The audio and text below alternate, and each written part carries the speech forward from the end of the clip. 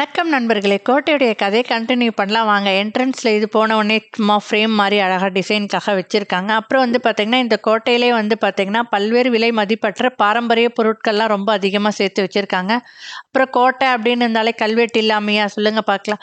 But என்ன, இந்த கல்வெட்டில் ஒரு ஸ்டெப் முன்னாடி போயிட்டு QR கோட் மாதிரி கொடுத்துருக்காங்க. அந்த QR கோடை ஸ்கேன் பண்ணிங்கன்னா இந்த கோட்டையுடைய வரலாறு எல்லாமே வந்து பார்த்திங்கன்னா நம்ம ஃபோனில் பார்த்து தெரிஞ்சுக்கலாம். அதுக்கு அடுத்து வந்து பார்த்திங்கன்னா இந்த கோட்டையில் வந்து பார்த்திங்கன்னா அந்த காலத்திலே 3000 பவுண்டு மதிப்புள்ள வெள்ளி பொருட்களை வந்து பார்த்திங்கன்னா கொள்ளையர்கள் கொள்ளையடிச்சிட்டு போயிருக்காங்க. அது இந்தியாவாக இருந்தாலும் சரி, வெளிநாடாக இருந்தாலும் சரி, கொள்ளையர்கள் கொள்ளையடிச்சிட்டு போயிட்டு தான் இருக்காங்க.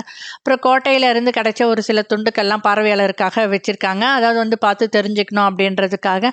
அதுக்கு அடுத்து ஒரு பில்டிங் கட்டுறாங்க. அந்த பில்டிங்கை வந்து பார்த்திங்கன்னா சுதந்திரமான இத்தாலிய படிக்கட்டு கோபுரம்னு சொல்கிறாங்க.